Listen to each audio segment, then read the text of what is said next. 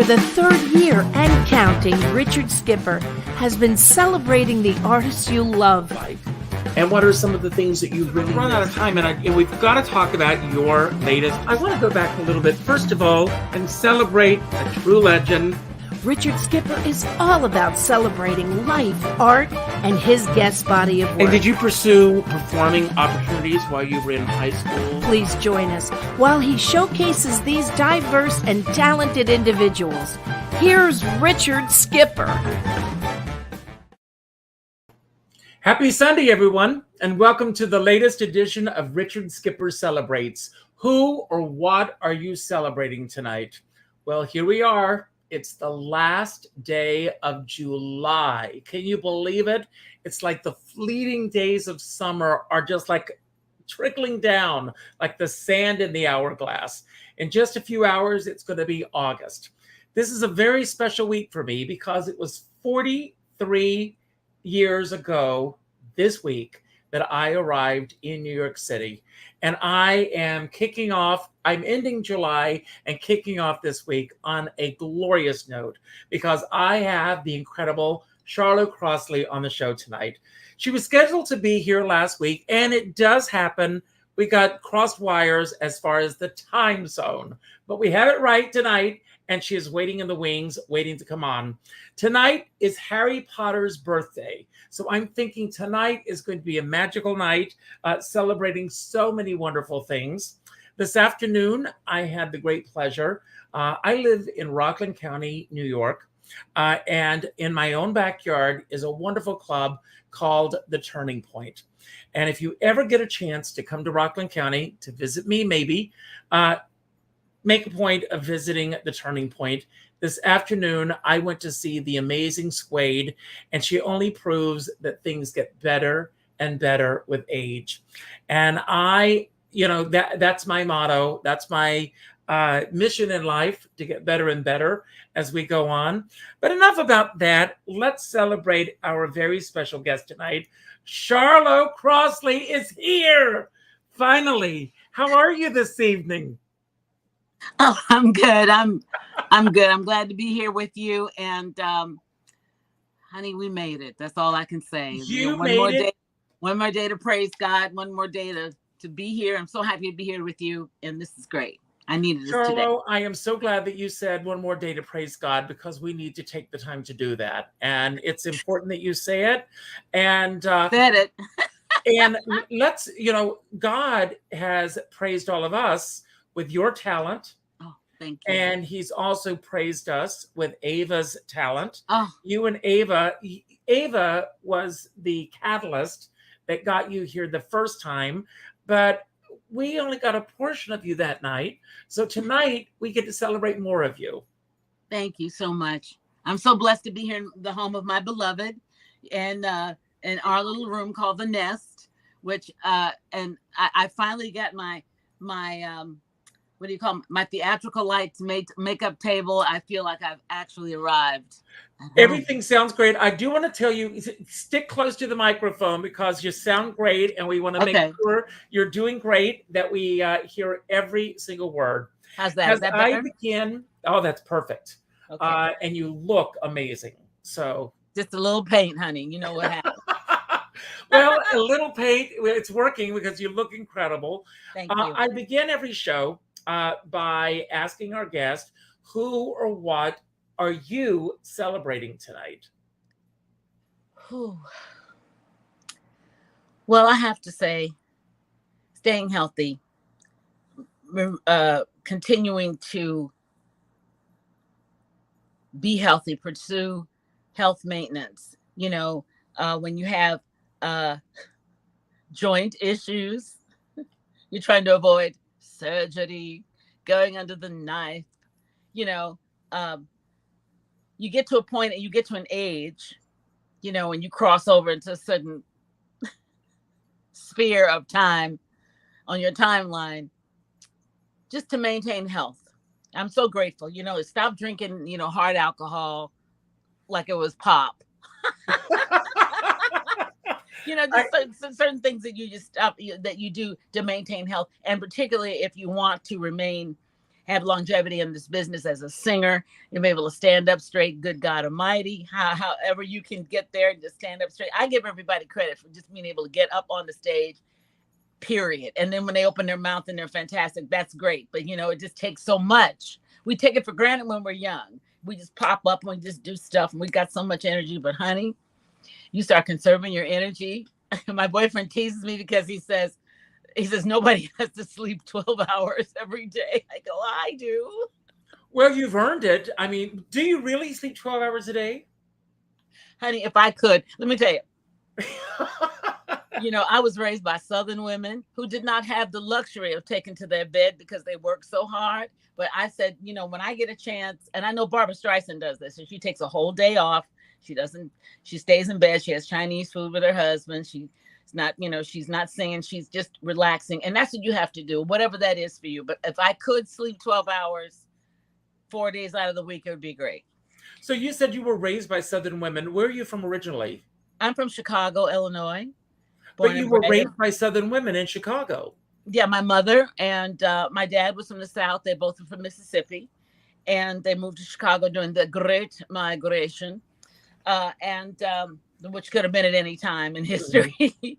But yeah, I was raised with Southern sensibilities. And of course, we had bourgeois leanings. So please don't let me go on. No, I'm enjoying every bit of it. You can go on and on for all I care. I just love every bit of it. Bourgeois leanings, didn't want me to go into show business. Although, you know, my mother died when I was young, when I was 12. And then sorry about that. And yes, and, you know, and that just marks you. You don't want it to, but it marks you. And so, you know, wanting to go into show business, just like Ava, like, you know, but 50 something years ago, you know, and well, I want to unravel several layers of that onion for come on, let's take it. Let's first of all start with the fact that your mother passes away at 12 years old. Yes. Do you have any brothers and sisters? Everybody's gone except me. I'm the last person standing of the family, but my father, mother, sister, brother, and half brothers. So I have cousins, I have nieces and nephews, and you know, I've got to remain. I mean, I've accepted the fact that I'm here with a purpose, and I'm going to fulfill that purpose. And you know, I'm reminded every day. So I celebrate that. I celebrate that. You know, you have a knowing, a refreshing of what you're here to do, and you're having fun. So, you know, absolutely. But when your mom passed away, brothers and sisters at home at that time, yes. How many were there all together? There were my parents had me and my sister together. Both my parents had children with other people. But I was raised with my sister and my older brother, who was 16 years older than me, and a Morehouse graduate, a great scientist. And you know, he departed a few years ago. I just had a lot of loss, you know. And so as people do in this life, and it's how do you hold up, how do you keep going, and you keep going no matter what's said. You know, there's a prayer that I got a hold of, and it where you forget about what people have said about you. It doesn't matter what they said. If they say no, you're going to tell them yes. You're going to keep going. And that's how it's been in my life, you know, and I'm grateful. I celebrate that. Being a thriver and not just a survivor. You and I are very much on the same page when it comes to that. But I want to ask, when you said that you desired or you wanted to go into show business, what was it about show business that attracted you? Everyone has their own vision of what they think show business is or is not. What was it about the business that attracted you? Well, you know, my problem it's like, remember that old song, that Native New Yorker song, where you still believed love could really be like a Broadway show? Well, I thought that. And I thought that it was a movie musical. I thought that when I came to Hollywood, it was going to be a movie musical, but not putting together the fact that, you know, there's work that goes with that. There's a lot of hard work. There's a lot of people, you know, so I learned how to be a team player, but that's all I wanted. And so when in high school and grammar school, and I would be in plays, and I would, I was in church. I was always speaking or doing some poem or reciting some psalm, something simple. The Lord is my shepherd. And I loved it. I loved being in front of people. And it wasn't just to show off. It's like there was something that drew me to them. And I grew up being able to go to the Motown Review. And honey, I would go and I'd sit through 2 shows. The first one was for entertainment. The second was school. And I was looking at these people standing before the footlights. And it's like, it was this mystical world. Those lights that come up on you, boom. And they were like, to look at Mary Wells poured into a white sequin dress and standing there so poised. I found out later that they were all whipped into submission for their stage poise, all of them. They went through this. I think the woman's name was Mrs. Brown. That's right. Sherry Payne told me. Sherry Payne and Cindy, they all told me, and Mary, they told me about how she was so strict with their poise. And they would look at the pictures and she'd go, you're off the mark here and you're this and that. I'm like, oh my God, for young Black people to come up under that kind of tutelage, to learn how to carry themselves and be ladies and gentlemen. And they all had it, every single one of them. And that's, so I saw that. I pulled from that, not knowing later on in my life, I would get to meet these people and get to know some of them and become close with them. And so, yeah, I just wanted it. I just said, that's what I want to do. And that was my secret until I was 15. Well, and for you to be able to study at the School of Motown, trust me, there was no other better school than Motown. Oh, yeah. So there was that. And then there was church. But then there was going to see every Broadway movie musical, King and I, Brigadoon, South Pacific, all the Rodgers and Hammerstein American Songbook. I just drank it in. And then I listened to every single record that all of the family members had. My mother would say, you're going over to your auntie's house. Don't go up in there and get in all her records. And I would come in and I'd go straight to the record cabinet and pull out stuff that I hadn't listened to before. And my aunt would say, we haven't listened to that in a long time, but just listening to music and just absorbing whatever I could get. It was always like that. So, and then of course, television. So all media, all of it, I wanted to be, that's all I kept thinking about it, envisioning myself, and it happened. Carol Channing used to say, be careful to put your mind upon because you will surely attain it. And you're a perfect example of that. Thank you. She was so wonderful. Let me just say, when I met her, I did a thing for our friend David Galligan. David Galligan, yes. Who Ava is going to be appearing with on the 7th. I think it's next Sunday, isn't it? Frank is watching, so he'll let us know. I think it's next Sunday that she's doing the next David Galligan extravaganza. Is in San Francisco or here? Yes, San Francisco. Oh, that's fantastic that he's producing that. Well, he had Carol Channing on or LA. A couple of years LA. I don't know. At the Luckman, and we're backstage. She's there, and Rita Moreno, and I'm like, oh my God, and our beautiful Melissa Manchester, who I call Mummy. They're all back there, and I went up to her and she said, Raspberry, your skin is so soft. That's what she said to me. I can hear her saying that. I was like, yes, Miss Channing. Thank you, Miss Channing. Oh, Raspberry, your skin is so soft. She said, Charlo, your skin is just so soft. She called me Raspberry.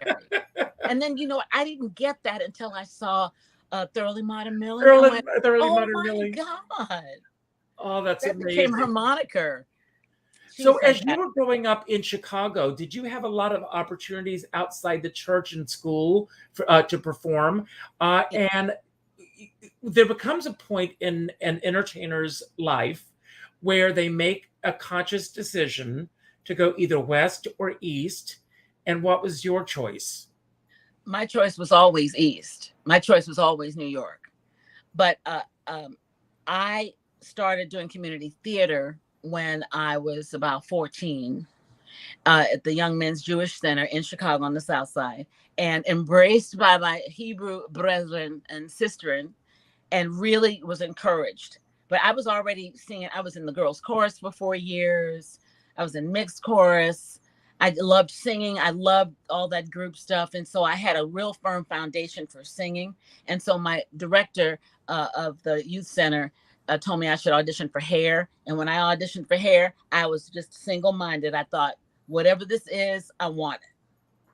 And went to the open call audition and went through the ranks. And when I tell you the people that I ended up in the show with, Andre DeShields, Joe Montana, Stan Shaw, Elena Reed, all these incredible people. We all got into that show in the Chicago cast, and the rest. I mean, it changed all of our lives, and we forged lifelong, their family. So that was what I left high school. Right out of high school, I got into that show, and baby, it was all over but the shout. And I look back on it now, and it's like, let's shout and thank God, because my thing was I did not want to go to college. I had got accepted to Southern Illinois University, and I thought. I went down and saw the school, and honey, these kids, these Black and these white kids, God bless them. There was so much diversity and inclusion, all that. I was like, I want to be in show business. I need glamour. I'd like to be a Bond girl. Excuse me, can you make that happen? You know what I mean? Oh my God, I just love you so much. I am so glad it happened for all of us. It did. But yes. You know what? I had to. I mean, when you don't have the familiar support, which is why. I love Ava and her family so much, because they loved and believed in this girl. Of course, you bring your baby home and you start playing Broadway show tunes immediately. Yes. Singing Annie, Get Your Gun, and she's 5 years old or something crazy like that. But that's how you nurture the soul of an artist. You nurture the soul of the creative. You're buying somebody paints and they're painting. I my friends that have children who paint and do all these things because they are infusing them with the arts. When you come from an arts family. And my dad did not want me. He just didn't want me to do it. And he tried to discourage me. But the more he discouraged me, the harder I pressed toward that mark. I testify. Yes. The more they push, the more they push in that direction. Oh my God. I mean, it's like, why are you all? I mean, I had dates with boys that would say, you've always got a book in your purse. I mean, I could be making out with them or reading the book. Or both. Sometimes or both.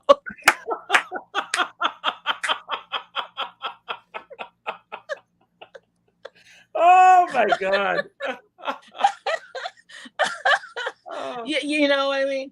But I was always, and when we would go to movies, I'd be making out with them, but looking at the screen and like thinking, and all of our ideas about romance and about beauty and all that was formed for me in the movies. It's like, and once again, when you get there, you realize there are all these people that are helping making this thing happen. There's all these people that are, that are looking at you from every single angle. So you've got to learn how to be detached from that. It took a long time for me. In fact, I'm not detached today. Can you help me? Oh, would you help me? Can you help me? Oh my God, I just love it. Oh, you don't need to be helped any longer. That's right. That was one of the fun things about doing the show at Ava, that we had all these film and TV and stage references constantly flying through. It's like the ticker tape that was like going across the screen. It was, Oh, that's just so amazing. So when you went in and you auditioned for hair, I mean, there's a wonderful thing about, again, I mentioned earlier that I went to see Suede today, and she sang one of my favorite songs, which is Blame It on My Youth. And you think about how so many things, when we are younger, you have your eye on the prize. But when you went into audition for hair, were there nerves involved, or were you just, I'm going to go in and I'm going to get this job? Well, I was of the mindset, I'm going to get this job. I didn't know how, but I had to just, whatever they asked me to do, I did. And one of the things that the important thing in that show was that they had great singers. And I went in and I sang Nowhere to Run, Nowhere to Hide. I sang Heat Wave. I sang Judy Collins, Both Sides Now. And something else that I sang. Maybe it might have been another Laura Nero song, but I came in, I sang 4 songs, boom, boom, boom. I sang them all the way through, and then I started moving around, and I was just being 18-year-old wild me, but no fear. It's and like and no censor. I mean, you and no filter, really. No filter. And how long did it? I mean, how long of a time span was there between auditioning and finding out that you were going to be going into hair? Well, I graduated from high school June 1969. I auditioned in July of 1969. So July, August, September, the end of August, we had our final callback, which was really crazy because my dad told me that, man, he said, if you don't get in this show, and I hope you don't, I'm driving you down to Carbondale on Monday. And so the thing in my mind was, I'm not going to school. I'm not going to Carbondale. I'm not going to Carbondale. I'm not going to Carbondale. I'm getting in this show. That was right here in my mind. And so when we got to the Schubert Theater and everybody was lined up, the black girls lined up and the white girls lined up and the black boys and the white boys all lined up. They had us all in groups. That sounds like a song title from the show. Yeah, black boys, white boys, exactly. Yes. And they called us all up. And when we got in the line, they called our names, and we each sang. We stepped forward and we sang a little something. So I stepped forward and sang a little "Whenever I'm with them." Ooh. Little did I know that I'd be singing that later on in life, but sang a little bit of that, and you step back, and they go down the line, and then they had us all go off and stand in the wings, and then another group came. And then they called us all back. And that's when they called our names. But I'm telling you, the whole time it was like, not going to Carbondale. Please, Lord, I don't want. I was like, what is it going to be like me being in the car with my dad driving downstate, him berating me all the way down there and dumping me off at the school. I just thought, so that was my thing. I'm going to get in the show and get in the show. And when they called my name, it's like, all of the girls that I ended up being in the show, we were all standing next to each other, which was crazy. We were all it was like 9 of us, and we were all standing next to each other. And everything else went, so when he called our names, and he said, if your name wasn't called, those of you whose name were not called, thank you. And then and please exit the stage. And when they exited the stage, that's when they welcomed us. And they said, you're now in the Chicago cast of Hair. Welcome to the Potawatomi tribe. And everything was slow motion for me. And I just said, Lord, thank you. Thank you. Thank you. Thank you. And my dad was pissed off. But I was happy. I was going to ask, what was the reaction to your dad when you went out and said, I got it? Well, I called home and told my sister, and she was so excited. She was with my stepmother, and they were really excited. But I said, are you going to tell Daddy? She said, I'll tell him. My sister was real bold. So she told him when I got home. He did not speak to me. Wow. But I didn't care. And then, I didn't care. My friends were all happy and stuff, and then he would 20 question me. So, well, when do you start work? And blah, blah, blah, blah, blah. And I just said, I don't know. They'll call me, and then, so there was a month went by, and then they called me and I got all my specs, and we started rehearsals in September. Now, I have a question from one of our viewers, Natasha Lombardi. Hello, Natasha. Hello, Natasha. She wants to know if Heather McRae was in that company. No, she was in the New York company. Actually, Heather was in the LA company. The LA company, which is a beautiful, beautiful cast. And then she came to New York and did Sheila in New York, and just one of the best people in the whole world. Her stories, her showbiz stories growing up, were just amazing. With talking about her dad, she took care of her dad till the end, and her beautiful mother. Hair was such a phenomenon for all of us because every tribe was different. So the Chicago tribe was different from Detroit, but we all had we had the storyline in common. So we're all telling the same story, the same way, but with all these great voices and stuff. And so she was in the LA company, and just sensational, just a great singer and a great person. We had such great souls that have came through that particular show. Well, there's nothing like that first time It's So true. this being your first time, what did you learn from that show that you have maintained throughout your entire career? And you can tell us both the pluses and the minuses. I mean, because sometimes there are things that you learn that you go, I'm not going to go down that path. But what were the pluses that you really took away from that production? Well, one of the things was that this show was a real groundbreaker because it was different than the traditional legitimate theater. And it's funny because there were people in the show like me who were like just right out of high school who had just done a lot of theater and had great chorus background and everything. And there were other people who were in college. And so I was 18, and like my best friend, when she got in the show, she was 17, about to turn 18. So there was like maybe 4 or 5 of us that were just 17, 18 years old, were kids. And there were other people who were 23, 24, 25, 26 who had been in, had done, theater in college. There was university. Andre DeShields was a senior at the University of Wisconsin. This was his senior thesis to get into this show. Wow. Is that crazy? So there were all these different situations with people. But one thing that I did learn, I once again became even more entrenched in the team effort. That it's not, you're not a star, you're a team player.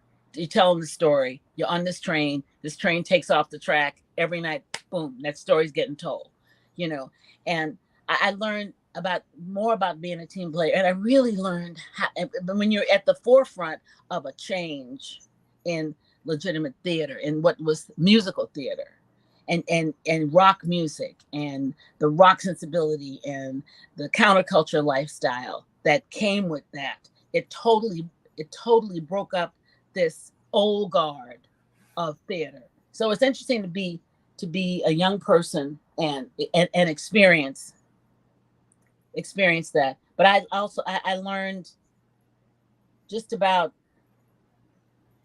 that every time you get up there, you're doing it afresh for a brand new audience. It's nothing, so that keeps it fresh for you. But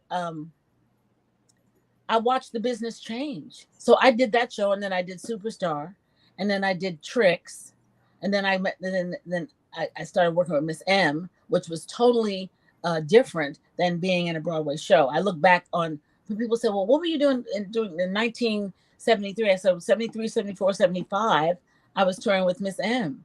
And, it was different being out on the road then. And so that was so crazy because when I was in Superstar, I had a couple of friends who were out on the road, and they came back and they were all like so glamorous. They were so prosperous. And I was a Broadway baby, churning it out 8 shows a week, living in New York. I felt beat down. And these girls they were just fabulous. They had these wigs, and I said, well, what kind of money are you making? And they were telling me, oh girl, we only do 5 shows a week and blah, blah, blah. And we travel first class. And I'm like, that's what I want to do. Good for you. So that's how, and when I started thinking about it, I said, I want to work smart. I don't want to work hard. Because, the 8 shows, it kicks your ass. Yes, it does. Elaine Stritch said that the only people who benefit from 8 shows a week are the producers. Yes. Hands down. And as long as they cut me a check, I'm okay with it too. But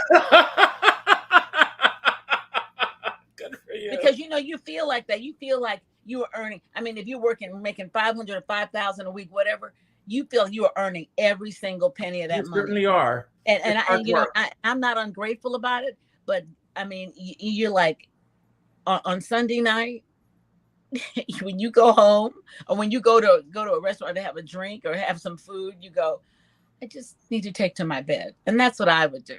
Mm-hmm. But the point being, you're working very hard. And when you're on the road, I was on the road 3 years with Hairspray after having not been in the theater for 30 years.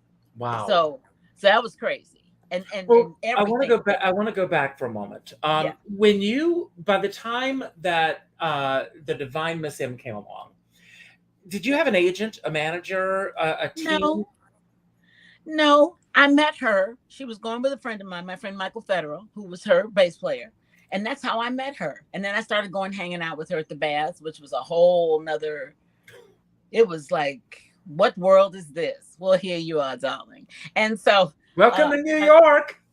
That's right. and I was doing Superstar on Broadway, and I would go see her on after the show on Saturday nights, and just be amazed that this woman she would totally transform herself in this room full of men in towels, very steamy environment, and just be totally transformed and go, what is this thing, this phenomenon of the Miss M phenomenon, and then seeing her do that, and then being friends with her, and then we would take hallucinogens and go to the Metropolitan Museum, which is another story.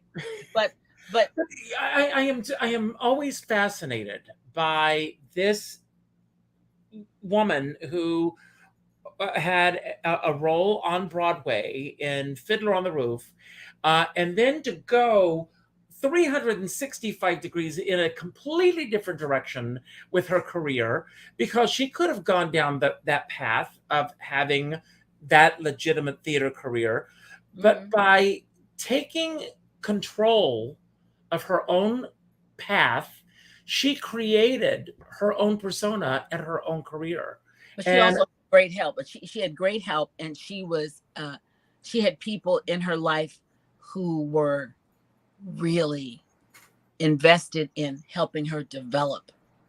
And one of those people was Bill Hennessy, and he was a real visionary, and he was a kind soul, and the heart of who Miss M was a kind and sweet and gentle being who loved her art, who gave out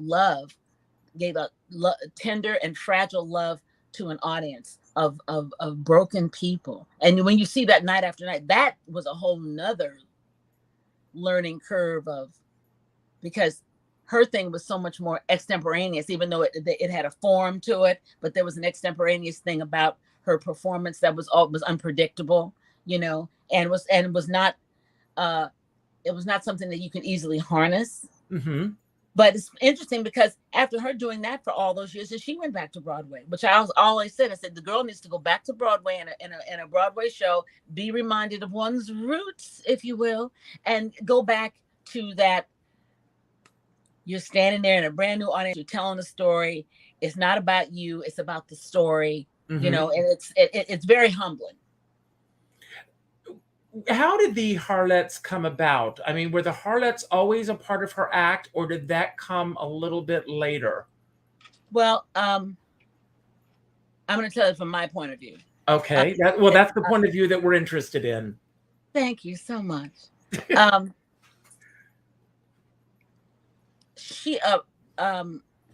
My roommate at the time was Andre DeShields, and I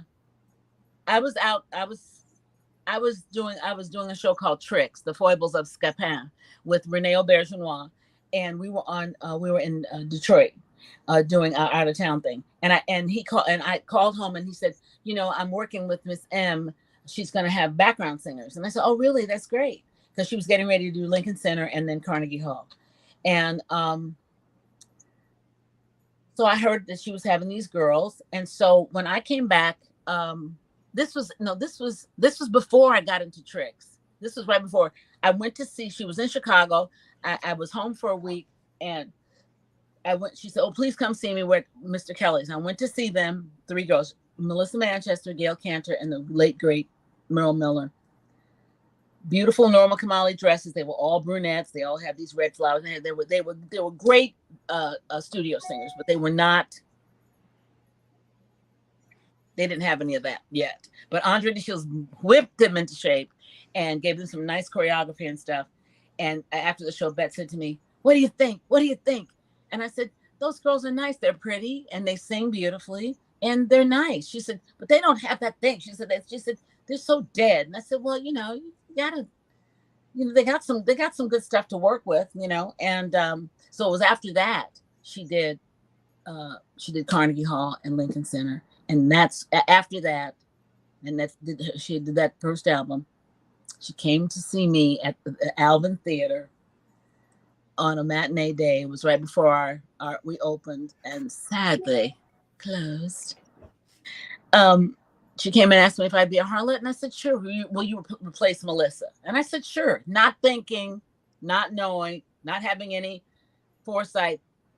We opened 2 days later and got our notice, and we said bye-bye. And then Monday I was rehearsing with Melissa. And what was the shift like for you in terms of you as a entertainer, as far as, I mean, you'd had all this theater training, and now you're going in a completely different direction as far as your career is concerned. And obviously, Bette Midler had this theatricality with her shows, but you are much more out there than you were previously. Am I correct? Well, I had to become more out there, but it's interesting. Remember, I had seen my friends who were touring with other people and said, I want to do what they're doing. And so suddenly here I was doing what they were doing. And that particular tour, we were doing colleges. So we played everywhere. We played every place up and down the East Coast. We played Boston and Pennsylvania and Rhode Island and Delaware. We just all did all the colleges. And it was really, really fun. It was so fun. I meet people all the time and go, didn't you come to Syracuse? You know, and so I did a lot of that. But it was, you know, being a background singer, a studio singer, I had become, I started doing studio work. So, you know, I just made the transition. I just made the transition of singing with two other girls. You know, it's about keeping those harmonies. It's about doing all those things. But it was different than being on the road when you're doing a Broadway show. It was a little more rough and tumble. You know, you really don't get to unpack ever. You know, you come in, you know, sometimes we would get off the bus or get out, you know, come from the airport, go straight to the gig and do the gig, and then go to the hotel or do the sound check and then go to the hotel and then come back, you know, and then do the show and then come back and pack your bag and get up and go out the next day. I mean, it was a lot of that. We did a lot of one-nighters. Did you enjoy that lifestyle? Did you enjoy doing the one-nighters? Sometimes. But you know what? When I learned how to take care of myself, I could get through it. You know, didn't have to drink Jack Daniels every night, darling. And, but to take care of yourself. And that was something that we all learned. You know, we were all in it together, you know, and particularly her, because, you know, when you're traveling and as the years of traveling with her, you know, went on, it got better. It got more cushy. It got cushier. We didn't have so many days of you know, we could go and we could sit down in a city for 2 or 3 nights, which was great because you get in a day before and then you're there and then you know, you have a little bit, you relax and you can take better care of yourself, you know, and that's the number one thing. But things were so different back then. You know, it's like if you had to pay your rent, you had to like figure out, you like go to the post office and get a post office money order and send it to your, you know, express it to the landlord and all. I mean, just everything. I mean, but we didn't have, you know, I mean, we all had answering machines. I mean, it was like, yes. We thought, you know, that was our lifeblood, answering machines and daily planners or answering services. And answering services. I worked for the Green Room Answering Service in New York. It was one of my first survival jobs. You know what? I wanted to get one of those survival jobs when I got out here to California, but I don't know. It was a closed shop. Anyway, yeah, just living life, just trying to just take care of your life, you know. And of course, by the time I got in, when I was on the road with Hairspray, you can doing everything on your computer. I mean, everything changed. I mean, how you got information, how everything, you know, everything was very electronic, digitally, you know, digital transmission of everything, which made life very simple, you know. But you could, you know, do your banking out of state. But I also everything. Well, there are 2 questions that I want to ask you based on everything that you've just said. And the first question is, when did the shift happen from you pursuing the work to the point where they're pursuing you because you've worked with so many phenomenal entertainers over the years? When did that shift take place where they start calling you saying, we want you to work on this project? It still hasn't happened. I'm waiting Charlo. for it to happen. No, I can't believe that. You know, it's Well, I think, well, at the end of the day, it's about the relationships that you forge with people over the years. And you look back over, I mean, when I worked with Bette Midler, when I started working with her, I met so many people. And there was a circle of us that had already formed in New York. And as people started moving to California and doing better, so you got songwriter friends who get deals and move out here, and then you're here, and they're like, "Oh, come please sing for me," and so you're in the studio every day with them. So those relationships, those creative relationships, were a real blessing to me. Same thing with Mark Shaman. He was 16 years old when he played for me, Sharon, and Ula and the Harlettes.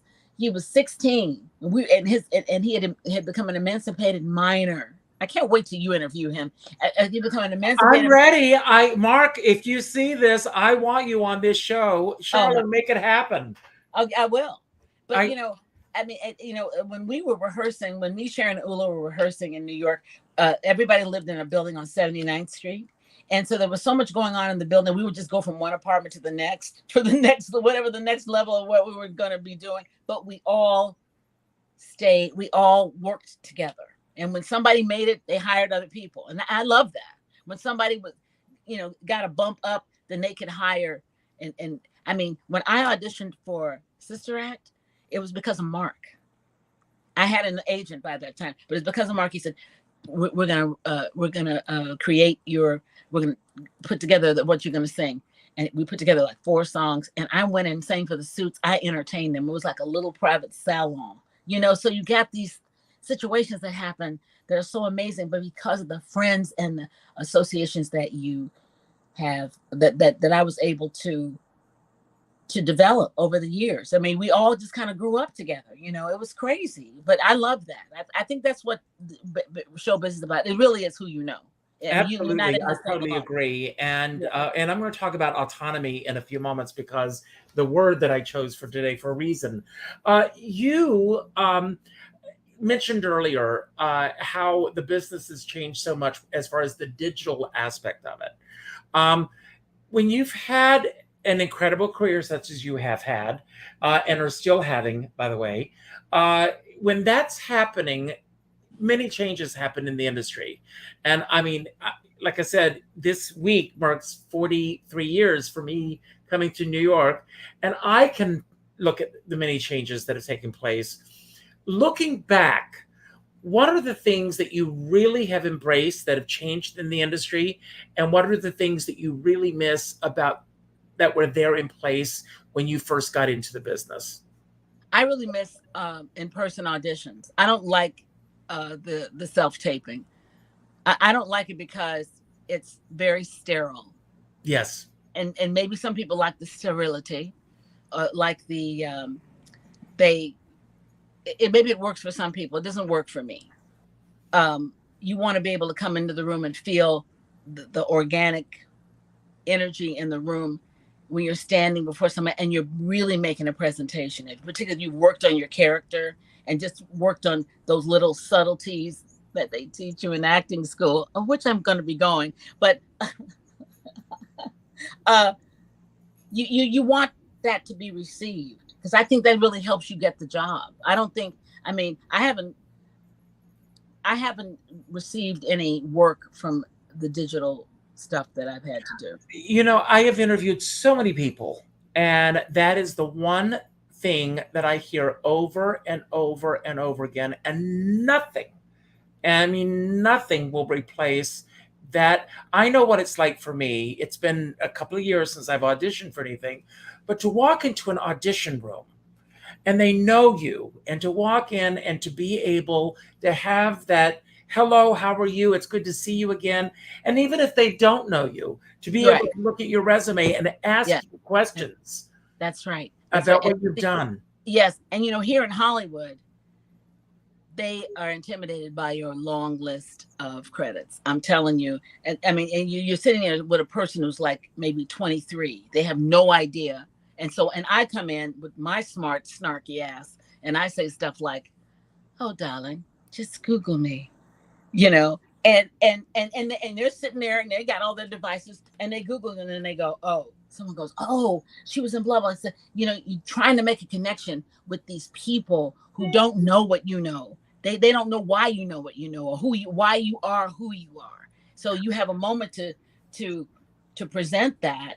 And I had Tanya Pinkins on the show last week, and she said that she got a call for an audition, and they said, bring in a picture of what you think your character will look like. And she said she came in with her headshot, and she said, this is what my character will look like. Because they think they're being, you know, something new in this business. And you're absolutely right. They're 23 years old. They don't have the life experience that you have. No, they don't. And nor do they I mean, most of the credits that are on your resume, they would even be able to have a frame of reference about. Absolutely. They really don't. And so, which is why I thank God for someone like you who has memory about who knows about the work that I've done and the life that I've lived, that you're interested in who I am as a person, this person who's done all these things, you know, and that you're so much more than the last thing that you did. Absolutely. But that's not how this, to me, all these kids need to, they need to have a crash course in old Hollywood. That's the thing that really bothers me, is that when we watch the award shows, they're not playing the old movies. They're not playing the silent pictures. They're not playing clips from It Happened One Night. They're not doing that, and they need to do that, because that's what this town is about. That, to me, that's what that town is about. And also, whether it be New York or whether it be LA, that's when right. someone is given a Lifetime Achievement Award, they deserve to be celebrated during the broadcast. That's right. That's right. That's why they have the broadcast. And I don't think that the powers that be, whoever they may be, trust the audience. And the audience wants to see these old clips. They want to see them. They want to see that. And, you know, it's funny, when my son was in Autonomy. I'm bringing it up for a reason. Keep talking. When my son was in elementary school, I took him to see The Wizard of Oz at Grauman's Chinese Theater. And we had a ball because we had watched it so many times. But the thing that was crazy and so much fun is that people were speaking the lines with the character. Yes. That they were, you know, it was with all the inflections and then laughing hysterically after. That stuff means something, you know. And my son said, "Mommy, why is everybody talking along with the picture?" I said, because we all love the picture and we watch it a million times, like you and I have, you know. And so it becomes a part of you, you know. It's like, you know, you want to be walking on that yellow brick road. You want to have that experience, you know, and you want to be able to talk about it with people who understand what that's about. Now, I chose this word autonomy because you and I both know that in this business, it's all about collaboration. Right. But also, you have to be your own person. You have to know who you are. And I want to ask you what this word means when it comes to your personal life, in terms of you being who you are, and what it means in terms of having the career that you have. Wow. Well, I feel like I'm still in the middle of experiencing that. I feel like it's still happening. It's still formulating. It's still gestating. It's about to be, that egg is about, first of all, I laid an egg. It's about to hatch. Now's the time, Charlo. It's the exactly. time. And I'm feeling now that I'm putting some things together, another presentation. I want to have a lot of fun and do that thing where you're giving to the audience, that you're bringing them along on a journey of love and fun and happiness, and not sadness and moroseness, you know, and having the freedom. Autonomy to me means having the liberty, being liberated. That means freedom, but really having the liberty and the freedom and the just to do what it is that you want to do that you know is going to be a benefit. It's not going to tear people down. You know, you're not going to come out and set yourself on fire, although you might feel like it. God bless you. Absolutely. Now I'm going to ask. Is that a good answer?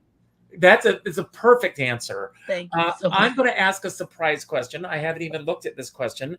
And Okay. the question is, would you rather explore, these are interesting questions. Would you rather explore space or the ocean? That's a good question, because I just watched this movie the other night with Brad Pitt called Ad Astra or something like that, where he was in space and Tommy Lee Jones was his father, and they were going into, like, you know, to explore Uranus. And I was looking at all this stuff and I'm going, you know, it's just a little overwhelming, space. But the ocean has depths, but there's sand at the bottom of the ocean. So there's I don't know. I'd say the ocean. Okay. I say the ocean because you could come up to the surface. You know, you could go down deep, and then you could come up to the surface. Hopefully there's land ahead, but I'd say the ocean. And have you, I mean, do you journal? I mean, do you write your thoughts down? And have you thought of an autobiography? I have an autobiography. Does that mean that you're writing it with someone? Well, it goes back to that word autonomy. Autonomy. Yes, you're writing it on your own. Writing on your own. Or you could have a ghostwriter. I've asked one of my friends from high school, who's a great journalist and he's a great journalist and a great thinker.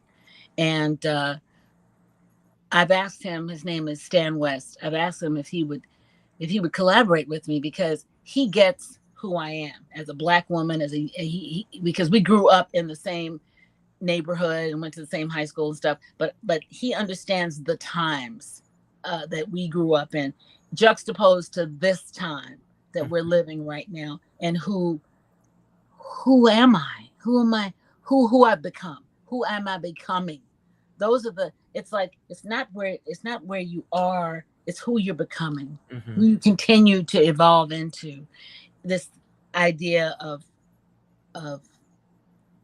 you know, it's funny. I want to say this, but, you know, I was never a part of Black Hollywood or Black Broadway, even though Ebony Magazine had a great article in 2006 about all the Black shows, all the shows on Broadway that had a lot of, had a real good storyline about Black characters and had, had Black actors and so on and so forth. I was very proud to be a part of it, but I've never been I was never accepted by my own people collectively.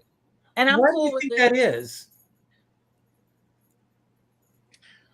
I don't, probably because of the way I grew up and my entree into the business was through my Jewish friends who I fit right in with, and I was never competitive, and people put me down for that because some people are obsessed by when that was the thing that really blew my mind when I first got into business. People were crazy. I'm thinking, excuse me, this is a Broadway show. This is not rocket science, but to some people, they wanted the ruthlessness of some people. I don't see that in the theater. I don't see that like I saw it before. Maybe it exists on another level, but when I would see people be so ruthless to get parts and be so hateful, I think there's more of a camaraderie now. There's more of a community of love and nurturing, and we're all in this together,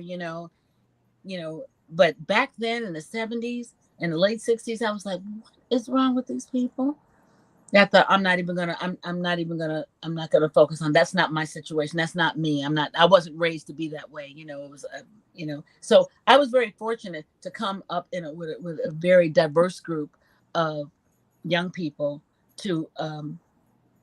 and how we approached the business of entertaining and the business of being artists. Mm-hmm. And there's a difference. The people who are real artists, and then you had people who were just show folk. Does that make sense? It makes perfect sense. So And I can't believe that this hour has flown by the way it that, has. I want you oh, back. gee. Will you Okay, come back? I will.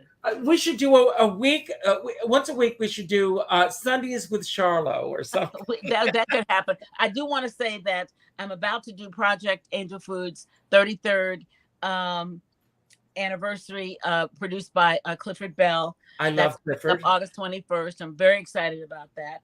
And I'm going to be in rehearsals for rehearsing for my next show, which will be called Charlo Live. My beloved boyfriend and I are producing it together. Good. And I'll give you a heads up on everything. It's going to be really exciting. Well, when you're ready to launch it and everything, you've always got a platform here. Oh, thank you so much. I'm going to do a giveaway, and I'm going to bring this back up here, and we'll see who our winner is tonight. Thank you, everyone, for being here. Don't go anywhere for a moment. We're not finished. So we'll see who this is. And Natasha Lombardi, once again. Natasha, just reach out to me later, and we'll make sure that you get a special cabaret package. I want to thank you, Charlo. You are such a bright light. Thank you. Have you thought about doing a master class? You know, I've done a few for young people. I love working with the young people. I love giving them assignments. I love telling them, go online and watch everything Peggy Lee ever sang, particularly to the white girls, to give them like the Ice Princess, cool singer. These girls don't know nothing. They got to get out. I love doing master classes. I love getting in people's Kool-Aid about stuff. But nurturing them and saying to them, it's like, why do you want to be there? Well, who are you? And this is what people say to me. And I didn't know. It's taken me 50 something years to figure it out. But yeah, I'd love doing a master class with the kids. I'm not, because I think you have a lot to offer, and I think that the next generation can learn a lot from you. Oh. So I am so thrilled that you were here tonight. Maybe we can put one together, put a master class together. You and I together. I know that you did this. We may go over a few minutes, but I do want to mention something because Rosa Puzo just brought this up, and Rosa. I want to mention this. David Zimmerman. Because I did his Meet the Biz, and you did it too. Tell everybody what your experience was of doing Meet the Biz, because I want to tell you, I felt like I could fly around the world after doing that class. Oh, it was so fantastic to work with young people who have developmental issues, but their little hearts were so just full of the need to express artistically, and that they had a platform, and that they get it. And I was so inspired by them, and they asked great questions, and I just thank God that they have a platform that they can be seen, heard, and nurtured to go forward. They all was just lovely people. I was so excited about that. It was just such a great thing. And a great blessing. It was like, it was a great blessing. That's the right word to use. I want to thank everybody for being here tonight. I know that I can speak for Charlo when I say this. We don't take it lightly when you show up. So thank you all on this Sunday night, on the last Sunday night of July. Suede said something this afternoon that I want to talk about for a few moments. And then, Charlo, I'm going to turn it all over to you. Okay. But Suede said something this afternoon. She said, we go through life doing one of two things. We're thinking, when we get that job out there, when we get that partner, when we get that raise, when we get all of that stuff that's over there, we think our lives are going to be better. Or we're thinking, when we get past these things that we're going through, when we get over that hump, when we get over this little bump in the road, when we get over this fill in the blank, life will be better. Well, I've got news for everybody. This is it.